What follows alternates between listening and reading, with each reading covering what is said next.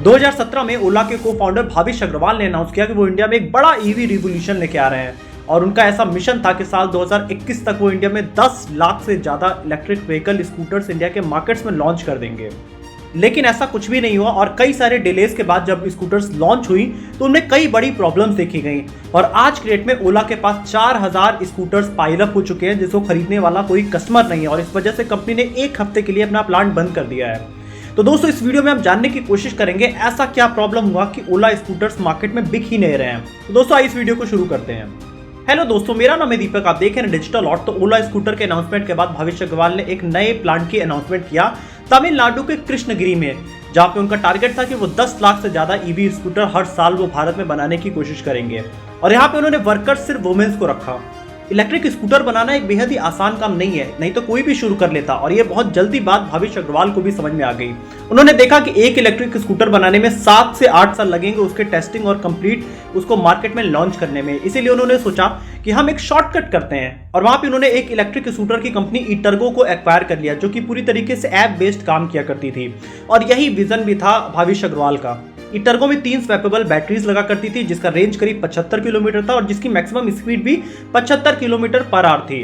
But Bhavish Agarwal चाहते थे कि वो भारत का बजाज बन जाए, मतलब वो स्कूटर जो कि भारत की सड़कों पे बहुत सालों तक राज किया। इस पे हमने डिटेल वीडियो बनाई, आप जाके देख सकते हैं। तो यहाँ पे भाविश अग्रवाल चाहते थे कि स्कूटर की मैक्सिमम रेंज 100 किलोमीटर हो और मैक्सिमम स्पीड भी 100 किलोमीटर पर आवर हो। अब इस बैटरी से ये चीजें करना पॉसिबल नहीं था, इसीलिए कंपनी ने बैटरीज पे काम करना शुरू किया। बैटरी मैनेजमेंट सिस्टम बनाना एक लॉन्ग टर्म प्रोसेस है जिसमें कई लेवल ऑफ टेस्टिंग्स लगते हैं। अब यहाँ पे जब भाविश अग्रवाल ने पूरा बैटरी का सिस्टम चेंज करवाया तो इसको लॉन्च करने में कंपनी को काफी टाइम लग गया है। इसके बाद 15 जुलाई 2021 को भाविश अग्रवाल ने मार्केट में अनाउंस किया कि वो अपनी स्कूटर की प्री बुकिंग करा सकते हैं और जल्द ही मार्केट में उनकी स्कूटर्स लॉन्च होने वाली है और एक ही रात में इनको 1 लाख से ज्यादा बुकिंग्स आ गई। तो टोटल 5 लाख इनको बुकिंग्स आई जिसमें 1.5 लाख से ज्यादा लोगों ने कंप्लीट पेमेंट कर दिया था। लेकिन स्कूटर समय पे कंप्लीट नहीं हो पाई और कंपनी को कई बार डिले करना पड़ा जिस डेट पे स्कूटर लोगों को डिलीवरी देनी थी। यहाँ पे कंपनी के कई फॉर्मर एम्प्लॉयज ने भी बताया कि जब सितंबर का समय आ गया था उस समय भी कंपनी का भी 60% काम ही एक स्कूटर में कंप्लीट हुआ था क्योंकि ये एक नई कंपनी को एक्वायर करके उसमें चेंजेस कर रहे थे जिस वजह से वो टाइम टेकिंग प्रोसेस था।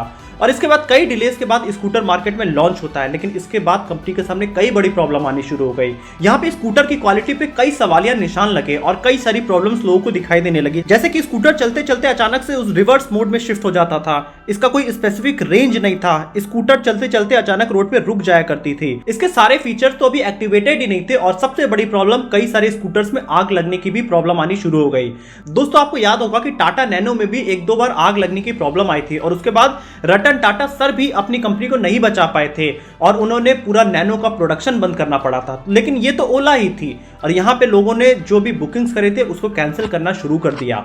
अब इसके कंसिक्वेंसेस कंपनी को आगे दिखाई देने शुरू हो गए और अभी 21 जुलाई 2022 को कंपनी ने एक हफ्ते के लिए अपना प्लांट भी बंद कर दिया और कंपनी का ऐसा कहना है कि वो मेंटेनेंस के रीजन से बंद हुआ है। लेकिन कंपनी के कुछ एम्प्लॉयज का और इकोनॉमिक टाइम का कहना है कि कंपनी में 4000 से ज्यादा स्कूटर्स पाइल अप हो गए हैं और उसको कोई खरीद नहीं रहा है, जिस वजह से कंपनी ने अपना स्कूटर का मैन्युफैक्चरिंग कुछ टाइम के लिए बंद किया है। कंपनी जहां 600 स्कूटर पर डे मैन्युफैक्चर कर रही थी उसको कम करके कंपनी धीरे धीरे 100 स्कूटर्स तक आ गई और इस समय प्लांट को उन्हें बंद भी करना पड़ा। ये सारी प्रॉब्लम शुरू हुई क्योंकि कंपनी की क्वालिटी अच्छी नहीं थी, जो भी स्कूटर मार्केट में चल रहे थे वो सेफ नहीं थे, जिस वजह से लोगों ने अपना बुकिंग करना बंद कर दिया।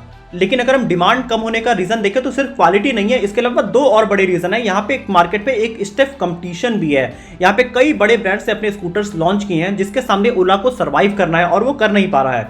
दूसरी चीज है मार्केट में डिमांड भी घटी है। अभी जिस तरीके से डॉलर और रुपीस के प्राइसेस में आप बड़े वेरिएशंस देख रहे हैं उस वजह से आप देख रहे हैं कि इंडिया में मार्केट में डिमांड बहुत कम हो गई है, लोग स्कूटर्स थोड़े कम खरीद रहे हैं और उसका असर आपको ओला पे भी दिखाई दे रहा है। लेकिन ओला स्कूटर के अगर हम फेल होने का बेसिक रीजन समझे तो 2 बड़े बेसिक रीजन सामने आते हैं। सबसे पहली चीज है कि भाविश अग्रवाल का जो नेचर है वो रेगुलरली वो चेंज करना चाहते हैं। मतलब जब वो कैब के बिजनेस में आए तो उन्होंने रियलाइज किया कि ओला के साथ उबर भी एक बड़ा कंपटीटर है और मार्केट की एक लिमिट है ग्रोथ की, जिसके बाद ओला की कैब बहुत ज्यादा ग्रो नहीं कर सकती है। अभी उन्होंने वो प्रॉब्लम पूरी तरह से सॉल्व भी नहीं किया था। ओला कैब पे हमने एक डिटेल वीडियो बना के रखी है कि वो किस तरीके से कस्टमर्स और ड्राइवर्स के लिए एक बड़ा प्रॉब्लम बन के रह गई है। तो यहाँ पे जब उन्होंने रियलाइज कर लिया कि अब ओला कैब से आगे हमें बढ़ना पड़ेगा तो उन्होंने कई सारे बिजनेस और कई नए सेक्टर्स में अपने आप को ग्रो करना चालू किया, जिसमें से एक इलेक्ट्रिक स्कूटर भी था। यहाँ पे भाविश अग्रवाल ने कई सारे बिजनेसेस कई बार लॉन्च किए और उसे समय समय पे बंद कर दिया। जैसे कि इन्होंने ओला फूड लॉन्च किया था जब इन्होंने फूड पांडा को एक्वायर किया था, और कुछ टाइम में जब इन्हें उस पर रिजल्ट नहीं मिला तो उन्होंने वो भी बंद कर दिया। इसके बाद इन्होंने ओला स्टोर खोला। ओला स्टोर में ये ग्रोसरी की डिलीवरी करते थे। तो ओला इस समय कॉस्ट कट करने के लिए उस बिजनेस को भी बंद कर रही है। यहाँ पे उन्होंने देखा कि बहुत सारी कंपनियां 10 मिनट डिलीवरी कर रही हैं, जिस वजह से उन्होंने ओला डैश को भी खोल दिया और आज ये ओला डैश भी बंद होने की कगार पे पूरी तरीके से है। अब भाविश अग्रवाल को दिखाई दे रहा है कि बैटरीज में बड़ा फ्यूचर हो सकता है जो कि इलेक्ट्रिक व्हीकल्स में लगती है। तो यहाँ पे अभी भाविश अग्रवाल ने डिसाइड किया है कि वो बैटरी के बिजनेस में जाएंगे और उन्होंने $500 मिलियन अगले 5 साल में खर्च करने का अनाउंस भी किया है और $100 मिलियन उन्होंने खर्च कर दिया सबसे पहले बेंगलोर में एक फैक्ट्री लगा के। दोस्तों आप देख रहे हैं सडन नए नए बिजनेसेस पे जा रहे हैं बिना पिछली प्रॉब्लम को सॉल्व किए। इसके साथ ही ओला ने गवर्नमेंट की मिनिस्ट्री ऑफ हैवी इंडस्ट्री के साथ भी टाई अप किया है आगे बैटरीज बनाने के लिए, और इसलिए कंपनी ने 18,000 करोड़ रुपए खर्च किए हैं। तो यहाँ पे सबसे इंपॉर्टेंट है, अगर आपको किसी भी बिजनेस को टॉप पे लेके जाना है तो आपको उसमें कुछ टाइम देना पड़ेगा और यहाँ पे कस्टमर की रिक्वायरमेंट को आपको मीट करना पड़ेगा। अगर ओला में क्वालिटी प्रॉब्लम आ रही है तो उसका सबसे पहले सॉल्यूशन निकालना इनकी फर्स्ट प्रायोरिटी होनी चाहिए। तो अब अगर हम यहाँ पे इनका दूसरा रीजन समझने की कोशिश करें तो वो है कि ओला कभी भी अपने एम्प्लॉयज को सस्टेन नहीं कर पाती है। भाविश अग्रवाल के जो को फाउंडर थे अंकित भाटी, उन्होंने भी कंपनी छोड़ दिया। यहाँ पे इनके कई टॉप ऑफिशियल्स ने भी साल भर के ही अंदर कई बार कंपनी छोड़ा है, जैसे कि आनंद शाह, अंकित जैन और ऐसे कई टॉप ऑफिशियल्स हैं जिन्होंने कंपनी 1 साल के ही अंदर छोड़ दिया है। तो ओला अपने एम्प्लॉयज को रिटेन ही नहीं कर पाता है। तो अगर एक टीम ने इनके इलेक्ट्रिक स्कूटर पे काम करना शुरू किया और उन्होंने कुछ टाइम बाद छोड़ दिया तो एक नई टीम जब आएगी तो वो अपने तरीके से वर्क करेगी और उनको पिछली प्रॉब्लम फिर से समझनी पड़ेगी, जिस वजह से ओला को लगातार प्रॉब्लम आती गई। यहाँ पे कंपनी के कई फॉर्मर एम्प्लॉयज का ये भी कहना है कि भाविश अग्रवाल का जो नेचर है उनको हर चीजें तुरंत चाहिए। उनका कहना है कि मैं पैसा ज्यादा से ज्यादा दूं जिस वजह से मुझे तुरंत रिटर्न मिल जाए। मतलब अगर स्कूटर उनको बनाना है तो उनको 1 दिन में स्कूटर चाहिए। ये उनके कई सारे एम्प्लॉयज का ऐसा कहना है। लेकिन कोई भी कंपनी सस्टेन करती है अपने एम्प्लॉयज को साथ लेकर। और अभी ऐसी भी न्यूज है कि ओला ने अपने 1000 एम्प्लॉयज को पिंक स्लिप दे दिया है, मतलब कि वो कंपनी में खुद से रिजाइन कर दें, क्योंकि कंपनी अपना कॉस्ट कट करना चाहती है। और आप जल्दी देखेंगे ये न्यूज कि ओला अपने 1000 एम्प्लॉयज को बाहर कर सकती है। तो दोस्तों यही था ओला स्कूटर पे एक डिटेल केस स्टडी। आप भी कमेंट ऑप्शन में अपने रीजन लिख के बताइए कि क्या बेसिकली प्रॉब्लम हो रही है ओला स्कूटर के साथ। और अगर आपने ओला स्कूटर खरीदी है तो आप अपना एक्सपीरियंस भी शेयर करिए, जिससे कि हम और आप समझ सके कि आगे ओला में और क्या चेंजेस होंगे। तो वीडियो अच्छी लगी तो वीडियो को लाइक करिएगा, चैनल को सब्सक्राइब करिएगा और ऐसे ही केस स्टडी देखने के लिए आप बेल आइकन भी प्रेस कर सकते हैं।